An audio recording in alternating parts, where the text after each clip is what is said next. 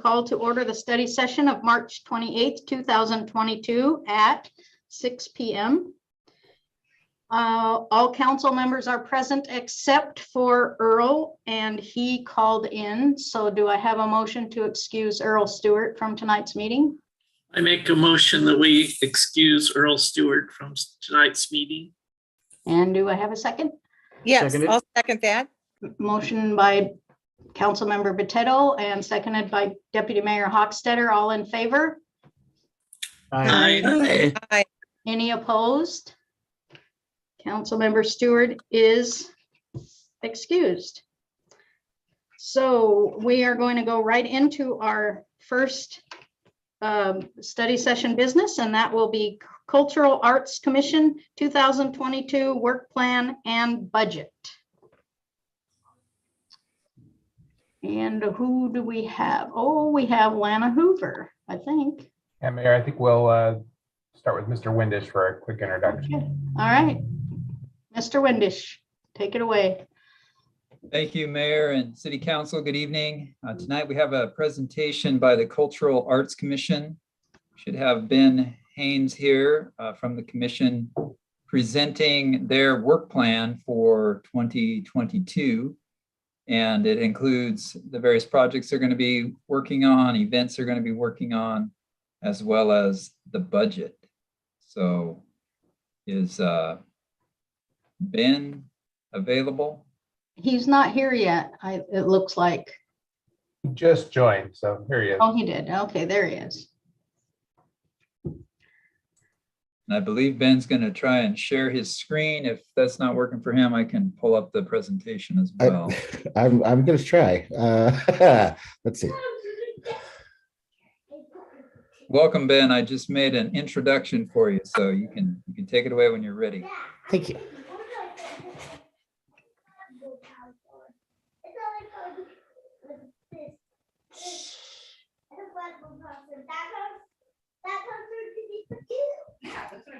All right, did that work?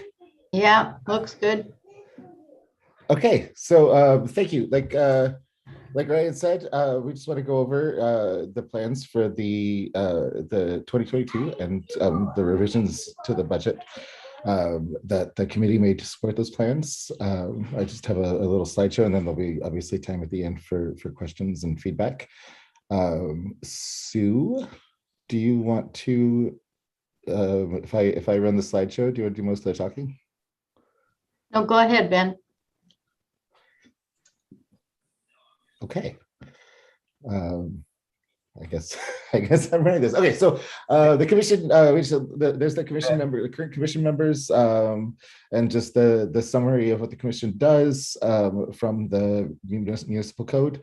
I think the understanding of various cultures and diverse communities is really important and aligns with the EDI work that the city is doing. I think the Arts Commission can really support that with our work, sort of exposing people to a variety of artistic experiences and a variety of different cultural experiences. But hopefully our work plan for 2022 supports that. Hey, Ben, Yeah. I upgraded Sue if you want to turn it over to her. Or you can talk. I know you were looking for it a second ago. Oh, wait, can we both talk? Can I screen share and Sue talk? Yeah, whatever's convenient for both of you. Sorry, I couldn't get in. Oh, no, no I could worries. hear you, but I couldn't speak. Why is this slideshow showing a blank? Interesting. Hang on a second.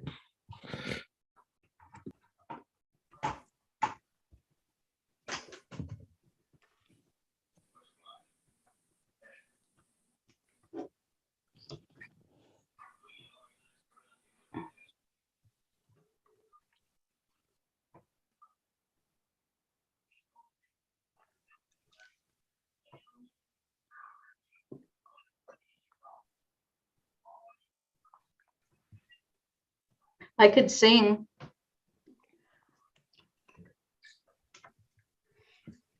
Please don't. Come on. I have music in my head right now. Ben, do you want me to pull it up on my end? I think we lost him too. Ben. Oh, here we go. There we go.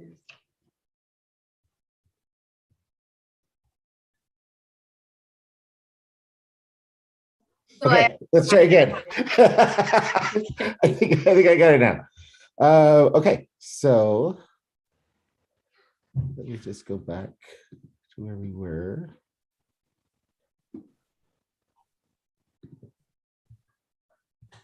All right.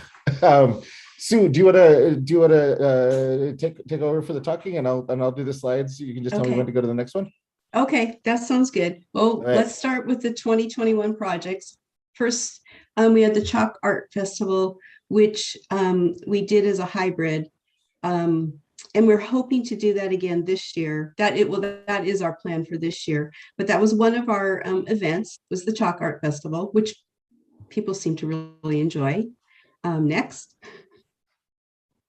And then, of course, Nights on Ryan, which has been very successful. And again, we're going to expand it this coming summer. Okay, next.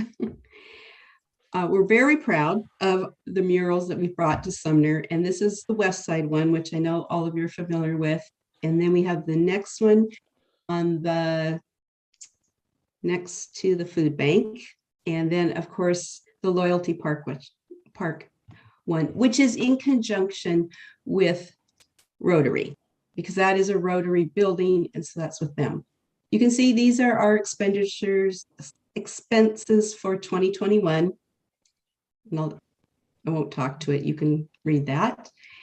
And now we'll go on to the next one, which is our 2022 work plan.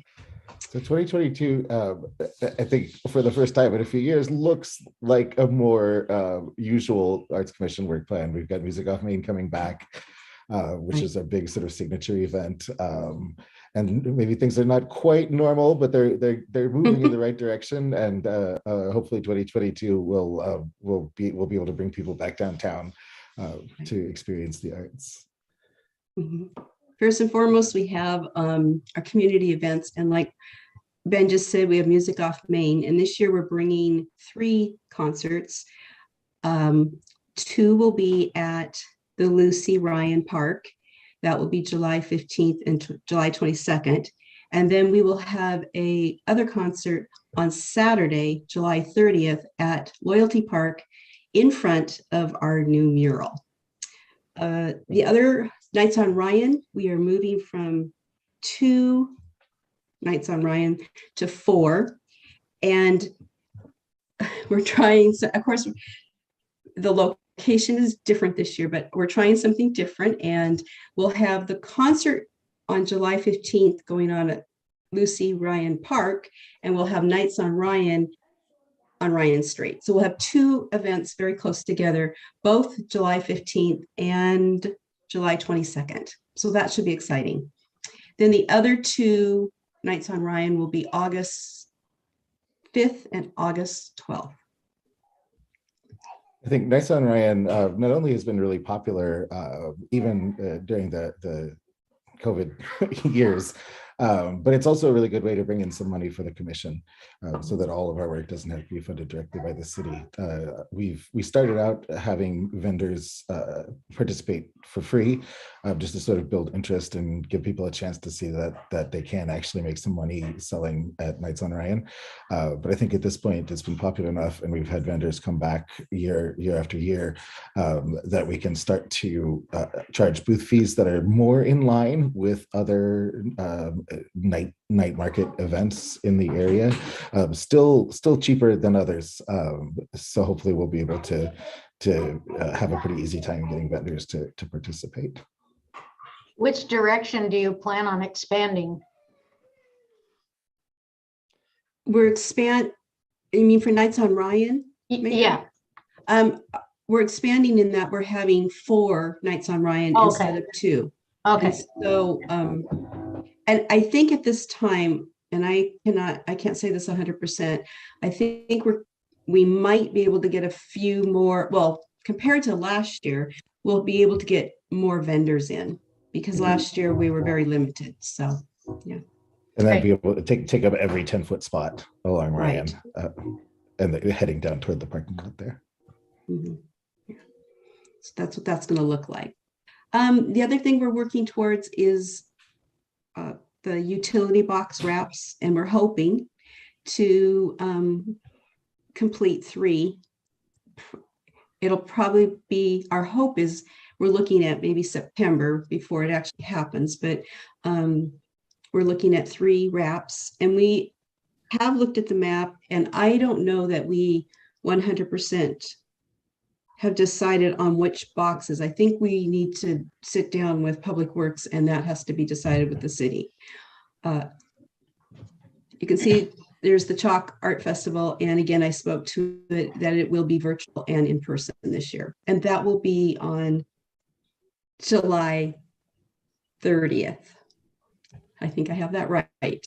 Ben, do I have that right? Off the top of my head, I think that's right. Yeah, I can't remember. Yes, I think so.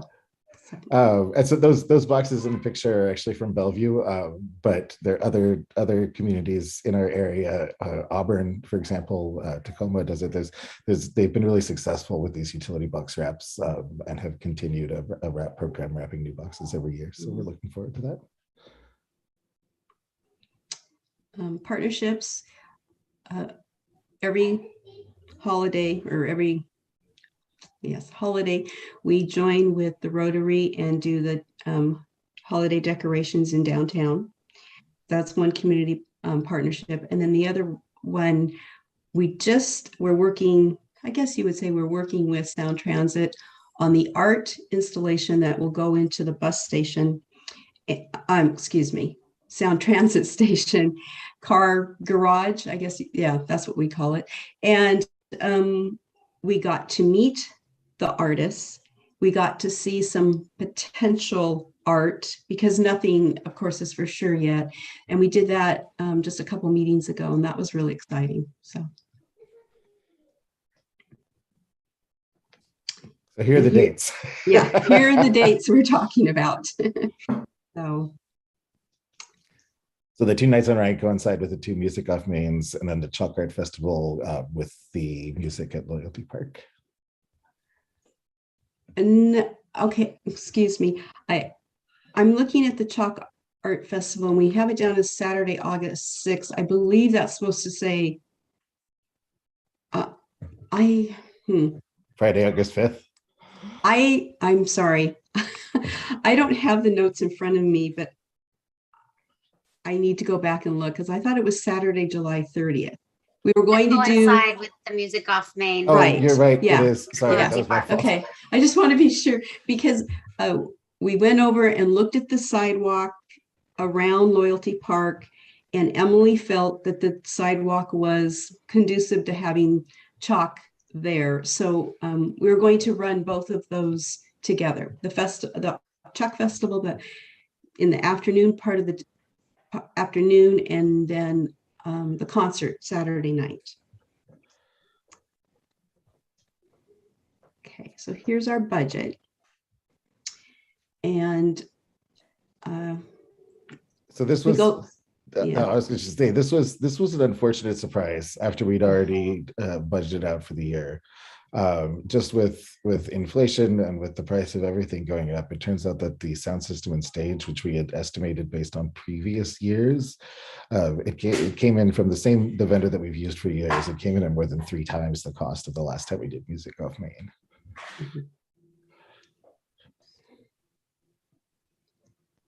So with that said, if we go to the next one, you can see Nights on Ryan. We're hoping to bring in, we're hoping the booth fees will bring in approximately $6,000, which with 4 different events, I mean, that's what we're looking to, to bring in. So that, well, if you go to the next, Yeah, we can keep Green. going through.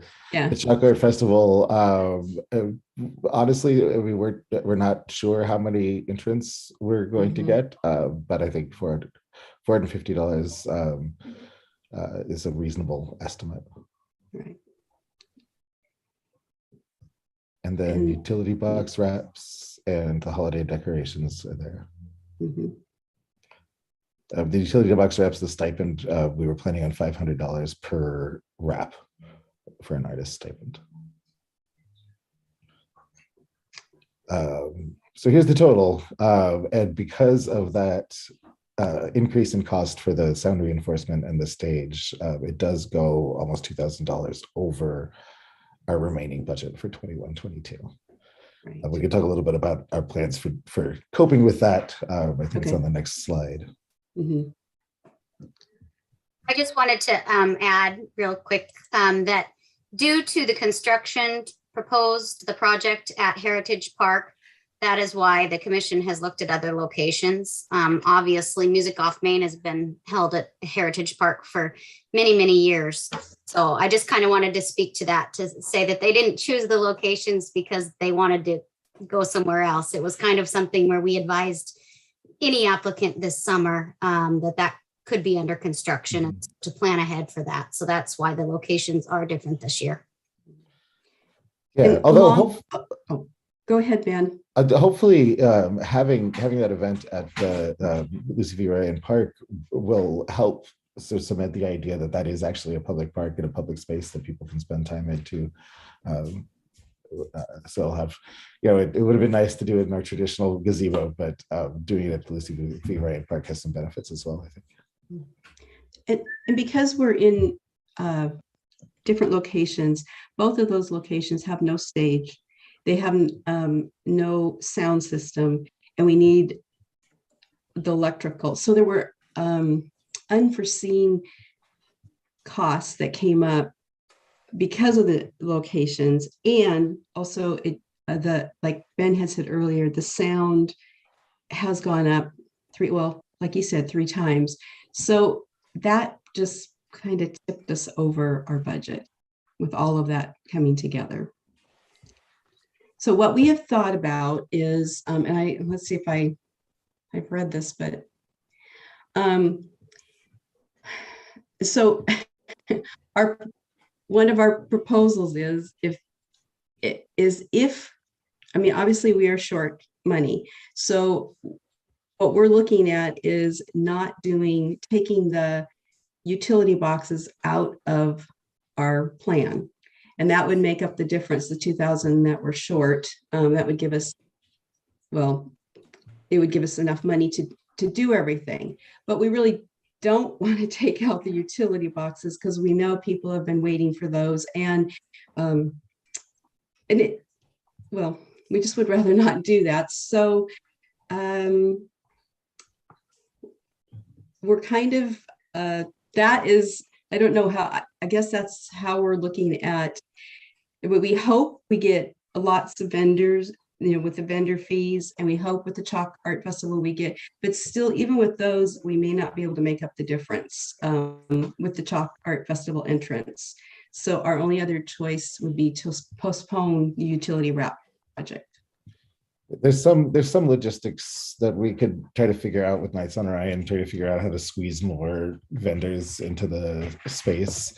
And the Chalk Art Festival, we could pull out all the stops, have everybody tell 10 of their friends and make them promise to tell 10 of their friends to come and participate, just to try to get as many paid entrants as possible. And if we're able to make up that difference, fantastic. Right. But if it doesn't happen and we're still going to come in under, the obvious thing would be to postpone the utility box wraps project, which would be around $3,000 until 22-23, unless the council is willing to move additional money into the Arts Commission budget to make up the difference, whatever that difference ends up to be. So that's the end of our slideshow. Thank you for letting us present, and we'd be happy to answer any questions at this time. Barbara Botetto. Yeah, I read through the packet that you gave, and it looks like you are still expecting $1,750 from Rotary, but we paid that bill last October. So it just, because the way it read, it sounded like it hadn't been paid. I don't think that was intentional.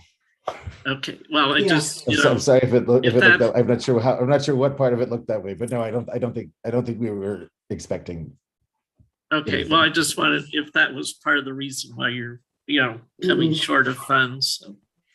But anyway, I think you have some good ideas, and I'm glad that, always trying to make Sumner a better place to live. So thank you for your presentation. Thank you. Deputy Mayor Hochstetter. Thank you. I like all of the ideas and all the projects that you want to move forward on. And I would like to see the utility wrapping thing to go forward. So I think it'd be nice if we could give you the little extra, but I was wondering, because I think it's very reasonable that that you're now having to rent a stage and that you're having to pay more for sound. Those are kind of unexpected costs that you wouldn't have had any idea how to plan for. And that had to do with you having to be moved from the original location. So I think all of these things, I can tell that you've worked hard to work within your budget. So, but what I would like to know is I just wondered what the booth fee is going to be for the Streets Off Ryan. $50.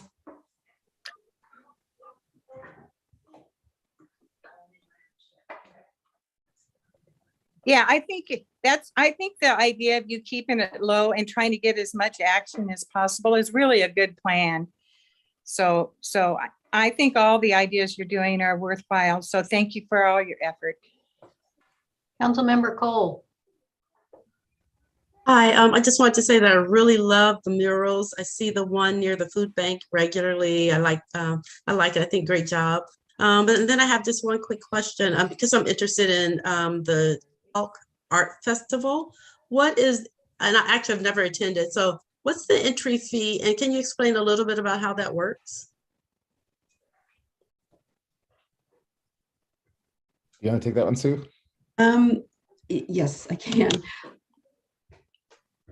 I honestly don't know the entry fee. I know at one time, I think the very first year it was it $25? I think it was 25. I think that was Yeah. the plan. And I'm not 100% sure on that.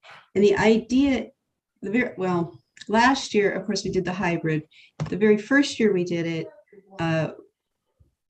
we provided chalk.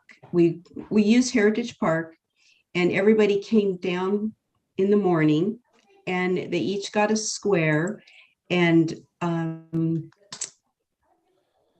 we all were, everyone participated at that during the day. And then we had Mayor Pugh at the time and several other people went around and picked the mayor's favorite, I guess you would say, and we awarded different artists from different categories. And we had a youth award, a junior award, a family award, and an adult award. And so we picked, I believe it was 4 of them. And then we had gone out and procured prizes. And we awarded those, I believe it was that afternoon. When it was hybrid, it was the same idea. They sent their picture of their chalk art in, and it was all online. Even the participants who were there live, everything was online. And then again, we had categories, and there were, winners, and they won, again, prizes. So I'm pretty sure, I mean, it's not all, we have things to talk about still, but that's probably what this year will look like also. Okay, very good. Thank you. And so Anna Hooper. sorry. Sorry, Ben. You want to go ahead and then I'll Oh. call on Lana. Okay, Yeah. I was just going to say that in return for the entry fee, the participants got to use some chalk that the Arts Commission provided as special street art chalk. And then also the chance to have their work on the website. We posted the pictures that were entered, and then also be entered into or have the chance to be selected as the winner in the different categories. Thank you. All right, Lana Hoover. I was just going to celebrate them for a minute because they did a really good job during COVID when there wasn't any events, creating an online only chalk art festival and then kind of a hybrid one the next year. They just did a really good job of making videos and submitting art and kind of bringing a little bit of joy to the summer that was, you know, the summer of maybe not so much joy.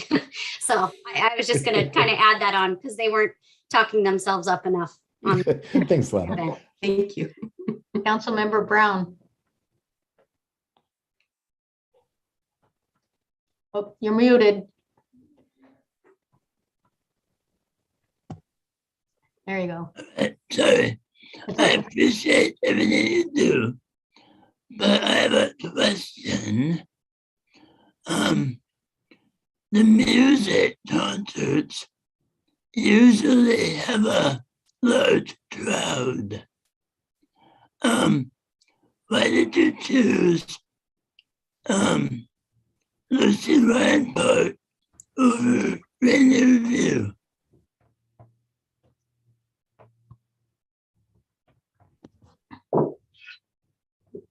I Ben, can. do you want to speak to that?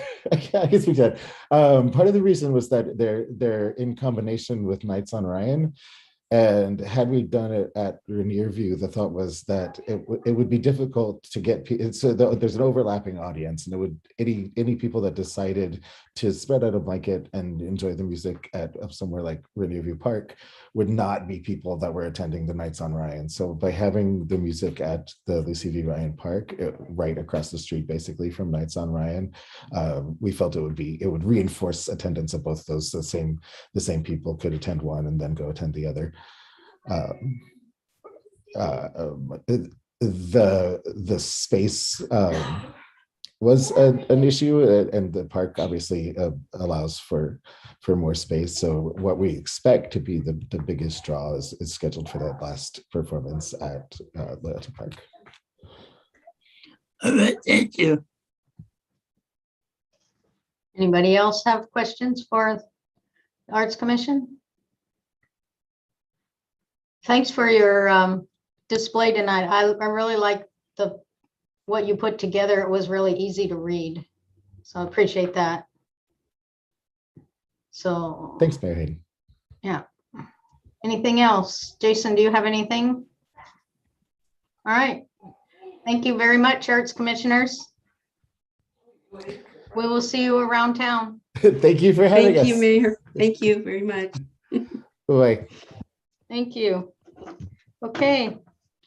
So we're moving on to ordinance number 2818, American Rescue Plan Act Budget Amendment. Thank you, Mayor. Let me just get my screen share going here. There we go.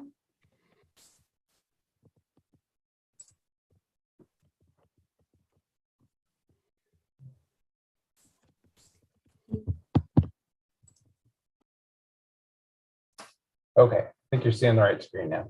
There you go. All right, so I'm here before you tonight to talk about our American Rescue Plan Act funding. This is round 3 of our allocations. Our ARPA committee has been busy reviewing all the possible uses, and what's before you tonight is a large recommended allocation of most of the remaining funds. So by way of background, just as a reminder, the American Rescue Plan Act sent over $2 billion in funding to various agencies throughout Pierce County. Out of that $2 billion plus aid package, $2.9 million was allocated to the city of Sumner. Some general rules: it needs to be spent by the end of 2024. There are some other minimal exceptions to that rule for larger capital projects. And really, the committee's goal throughout this entire process is understanding all of the various options, particularly when it comes to regional dollars, to make sure that we leverage our local dollars for the maximum impact in our community, while making sure that members of our community that need assistance are routed to the service providers that also received funding specific to COVID relief. So I'm going to start off. Before I get into all the details, I wanted to let council know that there's been a change since we met with the ARPA committee. We were able to get some clarification on some of the American Rescue Plan Act rules, particularly regarding revenue loss. And we, the city, because we have less than $10 million in ARPA funds that were given to us, the reporting requirements are a little less robust, which makes it easier for us to allocate some of these funds for general government services.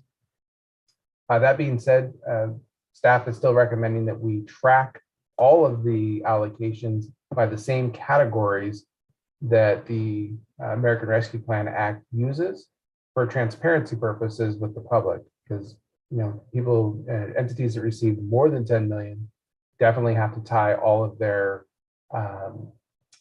allocations to these general categories. So just figure for transparency, we stick with the same ones if somebody's comparing us to another jurisdiction. So the first is a change to direct response. This is actually a defund. We're going to return $300,000 from the general fund back to the American Rescue Plan Act. This was for an HR generalist that was approved by council last August. And this was really to focus on workplace safety and recruitment. If you go back to last August, we were facing the OSHA emergency temporary standard, also known as the vaccine mandate. We had a lot of employees that were being exposed to COVID. It was making recruitment incredibly difficult. And while we were able to hire this position back in October, the employee left for another opportunity after less than a week. So we didn't really have this position filled very long. At the same time, between the time we hired and we were ready to reopen, the United States Supreme Court overturned the OSHA ETS, which definitely eased some of the pending workplace safety issues that we're going to be facing and recruitment challenges. That being said, we definitely still have recruitment challenges. We are still having an incredibly difficult time hiring employees, especially for some of our professional level positions. But we didn't feel that we need a full-time HR generalist at this time, and we'll be monitoring that and addressing it during the budget process. So the good news is $300,000 back into the ARPA fund for reallocation. The next is economic response and resilience. This ordinance would allocate $320,000 of funding, and that's in the form of business grants. I'm going to turn it over to Ryan, who's going to go through these next couple slides. So, Ryan. All right, thank you, Jason. As part of our economic response for ARPA, we are really trying to plant seeds of opportunity in our downtown. And I know the council has, I'm sure, noticed some of our vacant tenant spaces, business building spaces in the downtown over the last several months. Some of those are getting improved, but it's kind of slow coming. The idea of the business grants is to create an opportunity for a business coming to town, needing money for making tenant improvements. So these are construction type improvements to the space. And the ARPA committee talked about having a range of grants available from as little as $5,000 up to a maximum of $20,000.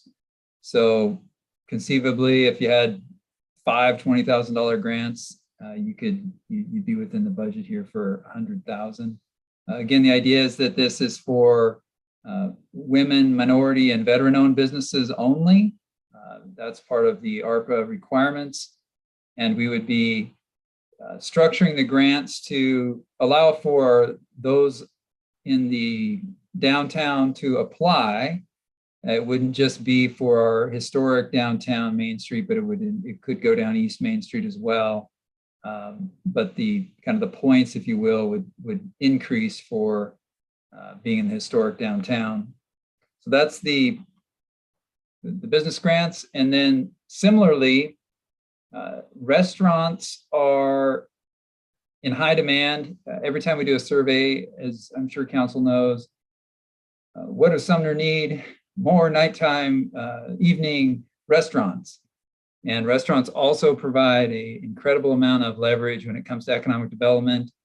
People will travel from other places to come to new restaurants, new experiences. And when they do that, they hopefully, like our downtown, want to come back other occasions. It's great leverage to have new restaurants being built in the downtown.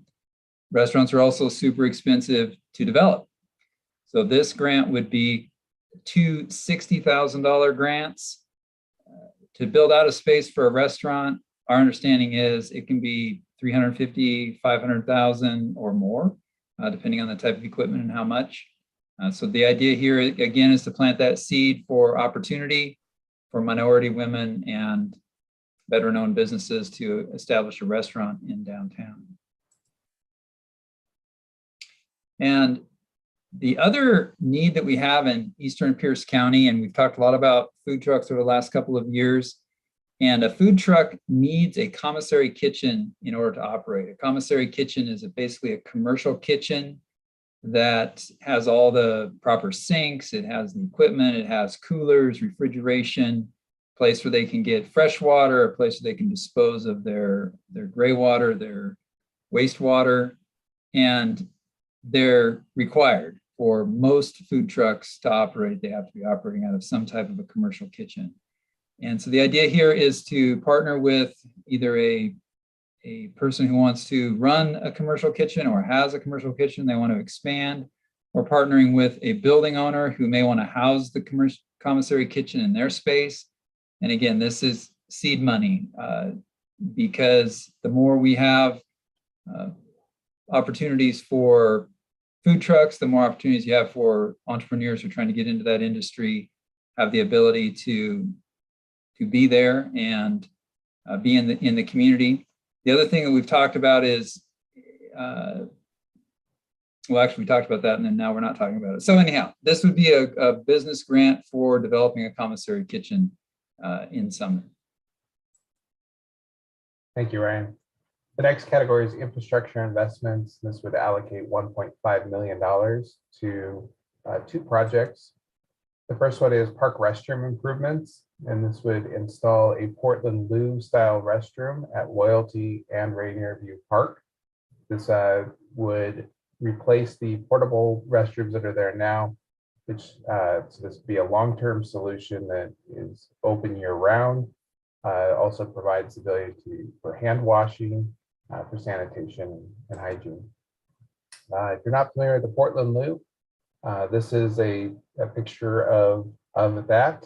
These were designed by the city of Portland specifically for public use, and they are purpose-built, so they discourage nefarious activity from going on inside.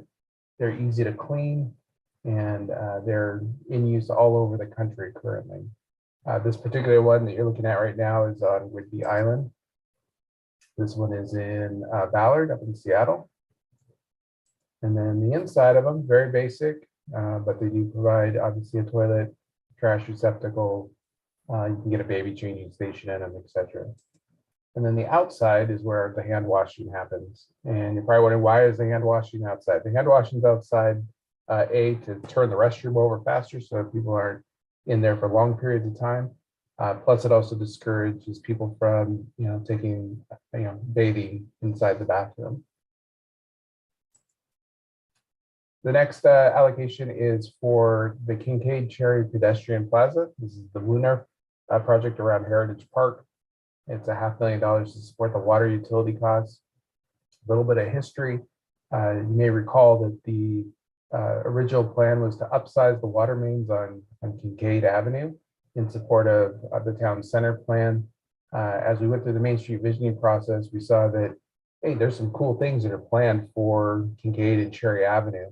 And it didn't make sense to do the water main project and then come back later and tear up the road to put in the Lunars. So we combined those into one project, but that did drive up some costs in both our water, sewer and storm. You may recall that you did a budget allocation from REIT for the roadway portion of this at the last council meeting. This will help top off some of the utility costs. It will not cover all of the utility costs. The utilities will still be contributing, but it's a $500,000 for water, then a $500,000 for storm. One thing that's unique about the storm costs on this project, when it was originally contemplated, you were dealing with just a water main project and restoring the street to the current configuration. You know, it had a curb and a gutter and a typical street cross section. With the Wooners, you don't have a curb and gutter anymore. It's one level. So it did require a lot of additional engineering to figure out how to deal with the stormwater, which really drove up the storm costs on that project. So to recap, we've already allocated about $1.16 million of ARPA funding in previous allocations. Round 3 here is $1.5 million. That's the net change. So that includes the $300,000 credit essentially back to the ARPA fund. If approved by council, this would leave about $250,000 of ARPA funds unallocated for future use. And in summary, this is kind of how we've allocated all of our ARPA funds to date. I'm happy to answer any questions. Do we have any questions for Jason?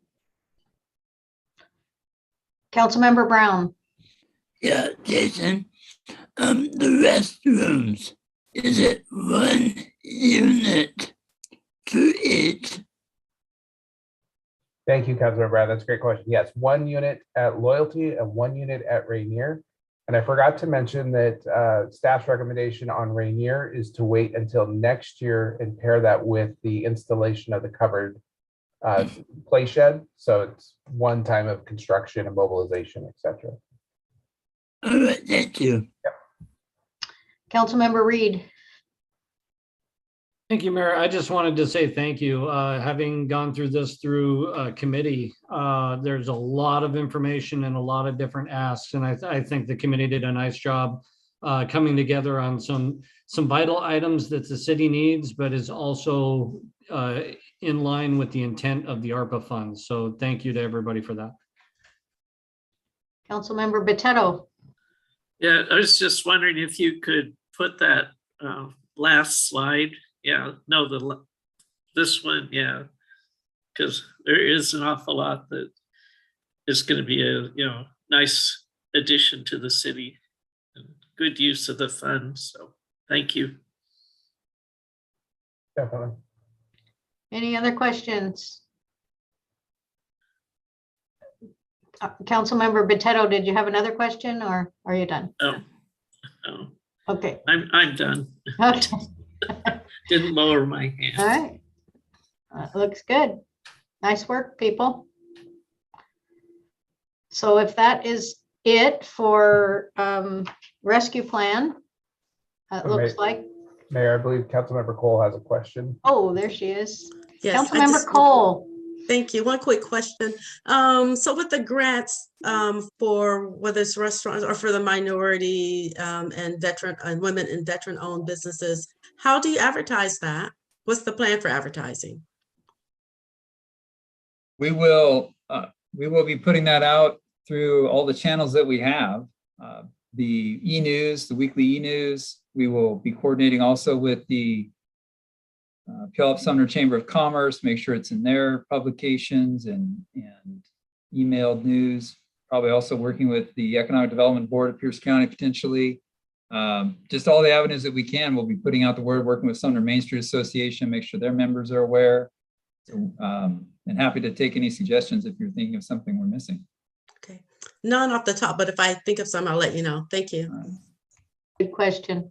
And we're also working with Pierce County Economic Development. It's a little different than the EDD. They have a business accelerator program that they are putting new business owners through, and they've offered to share this with those folks as well, which are great candidates who've been learning a lot to get their businesses off the ground.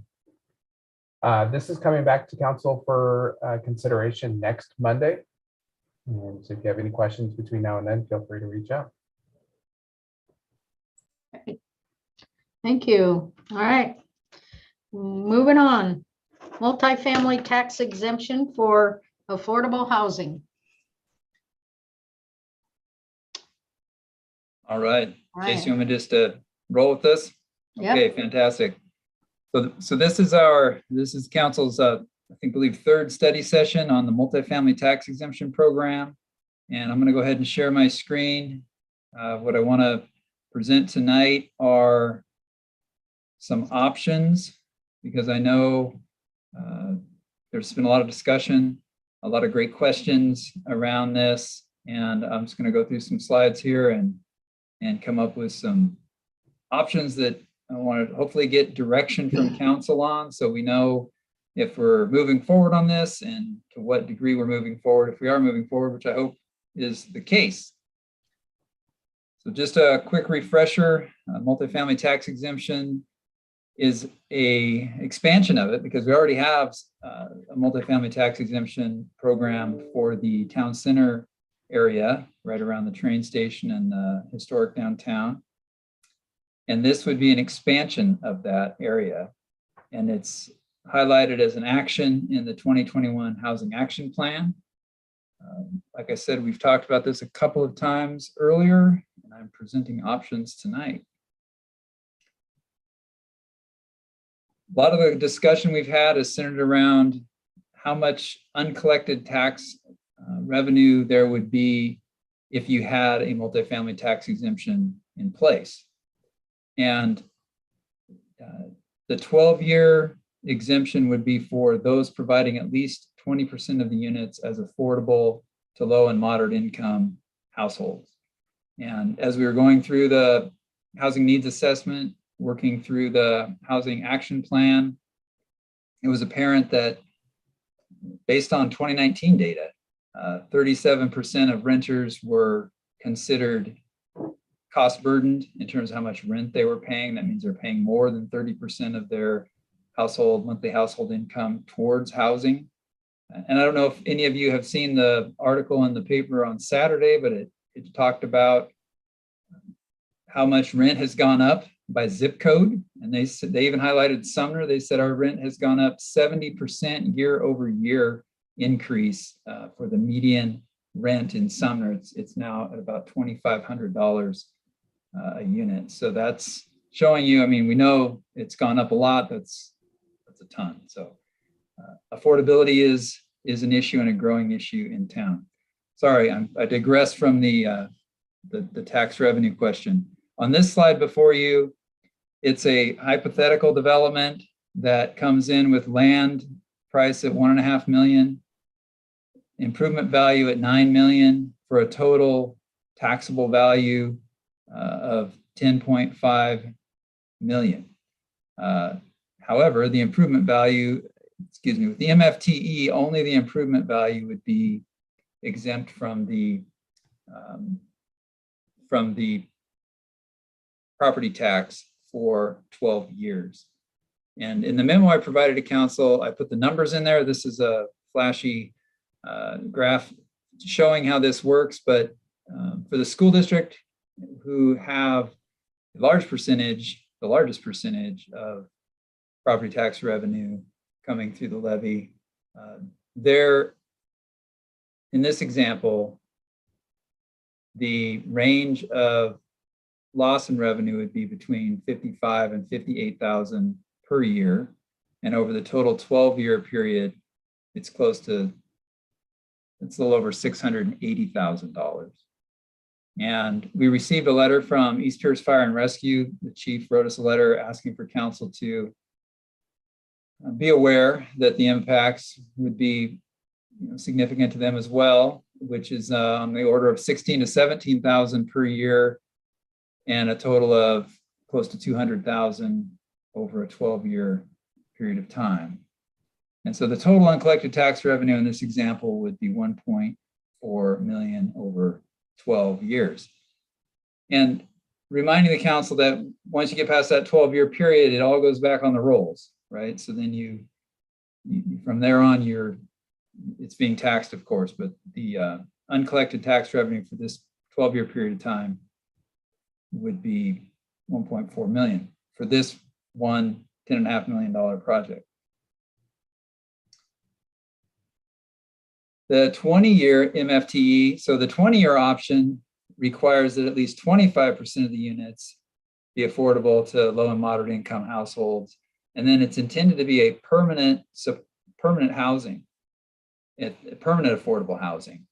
The catch there is that the project has to be ultimately owned and managed by either a nonprofit or a government entity that ensures that that continues on into the future. So the initial MFTE is for 20 years, and you can see that, not surprisingly, the uncollected tax revenue goes up, 2.4 million. So what are some options that I wanted to present to council? There's the original proposal, and I'll go into detail on each one of these. Reduce the expanded MFTE area. So what staff is proposing for an expansion, we can reduce that. Scale this whole thing back and just stick with the town center plan area and add the 20-year option, or take no action. So with the original proposal that staff came to you with, it was to adopt a 12-year exemption and a 20-year exemption in an expanded area of town. And that expanded area of town is the green areas on the map, which includes multifamily areas that are north of Main Street primarily, and then some general commercial and multifamily mixed areas that are kind of, that cover kind of middle of town. And then I think most importantly, the East Sumner neighborhood area, which has the potential for the most growth. So we have one developer that I've contacted that I know is working through the permit process right now to see if he would be interested in a 12-year multifamily tax exemption. And he said he would be. He has 162 units, I believe, in his development. So that would equal 31, 32 units of affordable if he were to move forward. That's the kind of results we can get in East Sumner as those projects develop, if the developer chooses to go with the MFTE route. So this is the original proposal. The option number 2 would be to reduce that area, basically. So instead of it being the 4 areas that are proposed, it would be narrowed down to the East Sumner neighborhood would be the only area retained. So we'd have East Sumner as an MFTE area, as well as the original town center plan area.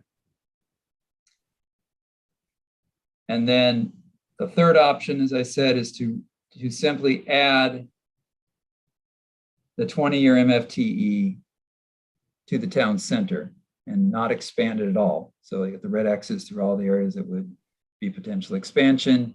It would increase the opportunity for that option, obviously, get the 25% permanent affordable units.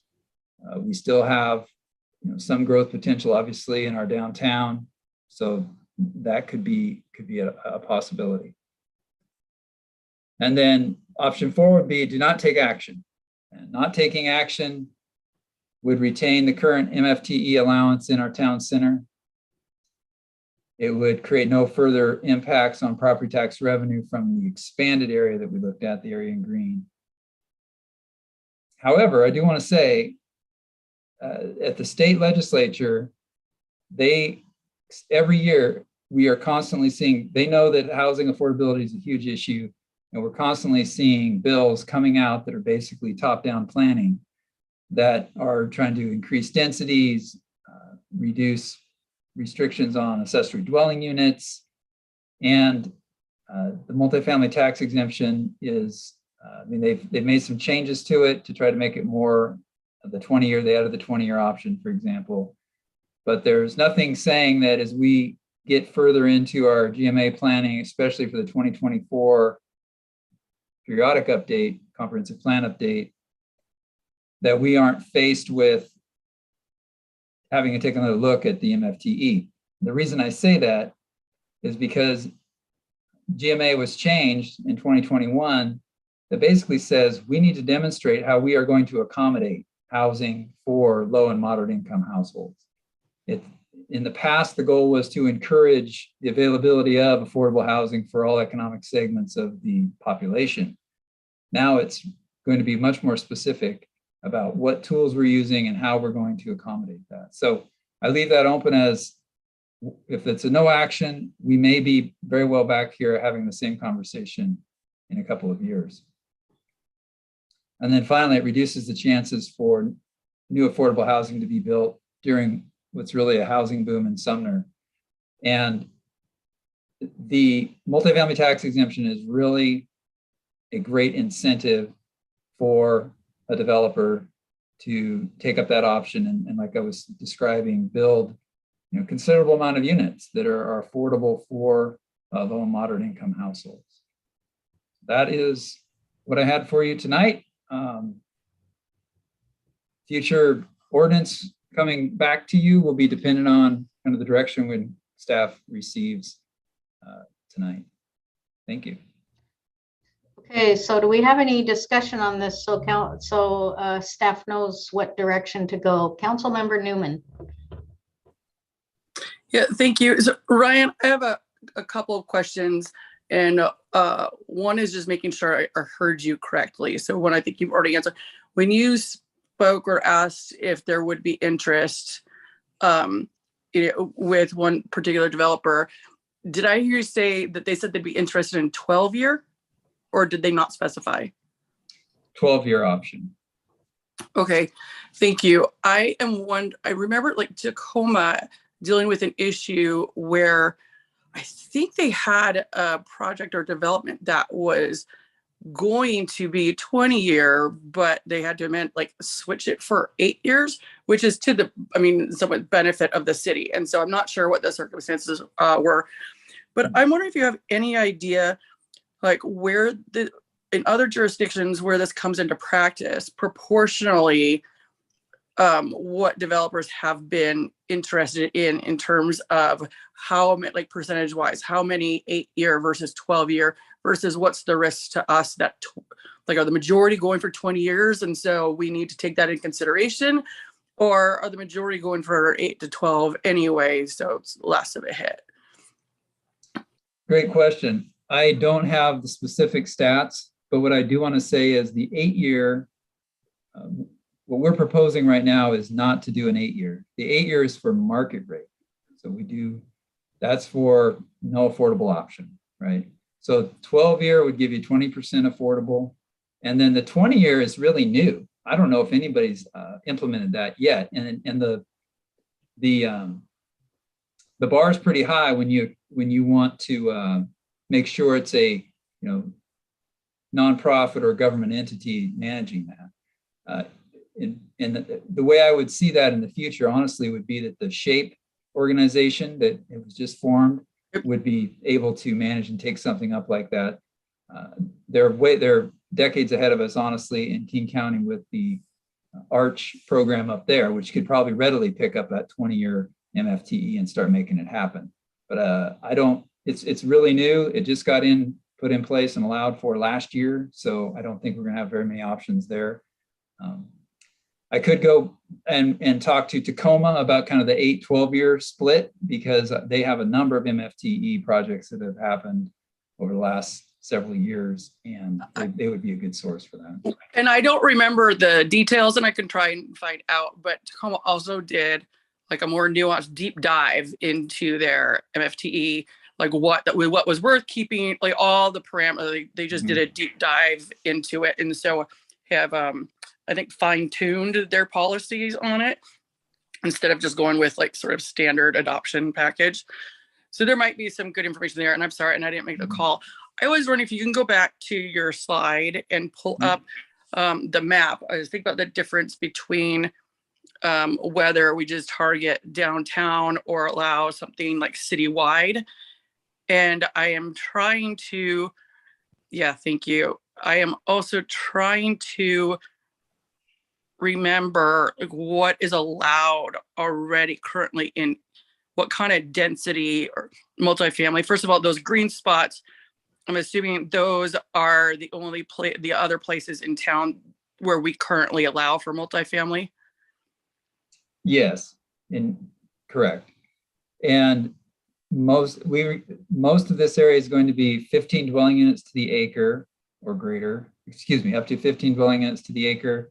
Some of it's zoned HDR or high density residential, which is 25 dwelling units to the acre.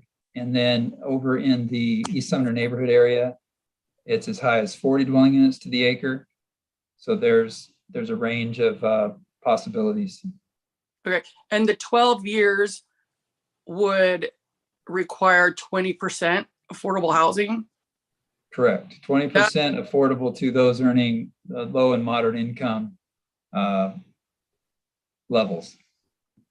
So, I mean, in terms of impact to those areas, like that's not a very high impact. Like I'd be interested. I'd be curious to know how many developers who that build sort of like that sort of smaller scale multifamily unit would take advantage of the tax thing in order to create sort of affordable housing. I think it's interesting. I'm not particularly concerned. I do think I am on board with passing something, especially the 12-year. I just don't know that there's a ton of danger in the 20-year. And the 20-year does include affordable housing as well? Oh, absolutely. Yeah, 25% of the units. And then it's intended to be permanent affordable housing. I just don't think we're going to have this overwhelming number of 20-year, which is why I think it's actually, I'm leaning toward it being a chance worth taking. Like if we can get, one or two at that, don't think it'd be a huge cost to us. But I agree with the sort of the new urgency of dealing with the state requirements for Growth Management Act and having it in our comprehensive plans. It'd be kind of nice to intentionally get in front of that instead of waiting to be punished. And I don't know if other people know, like when our policies are out of date, it's sometimes like the state will then not give out their Department of Commerce grants until jurisdictions are compliant with the state rules, especially around Growth Management Act. Anyway, so thank you. I think I'm leaning for both like the 12 and 20% citywide, particularly since we have limitations on density in some of those other areas where you had proposed X's. Anyway, so I think I'm okay with the overall broader policy. Thank you, Councilmember Newman. Any Councilmember Hochstetter, Deputy Mayor Hochstetter? Thank you. Ryan, thank you for clearly laying out these different options. When these things come up, it's really hard to think of it from all angles. So for you to divide it out like that is really, really helpful.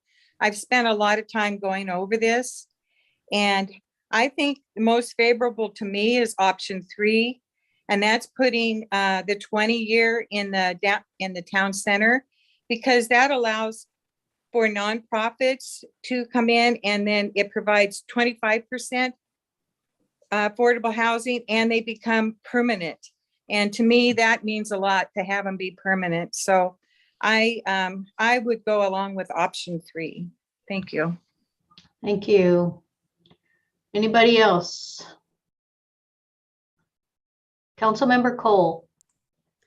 Yes, so my biggest, I guess, concern was the effect of no property tax or reduced property taxes for the fire district in particular, but school district as well as the library district. So because of that, I really actually like option number 2, because it seems like there's more potential for growth there in the East Sumner area. And so that's the one that, at least at this point, that I think that I'd be interested in supporting. Thank you. Option 2, yes. Anybody else? Councilmember Reed. Thank you, Mayor.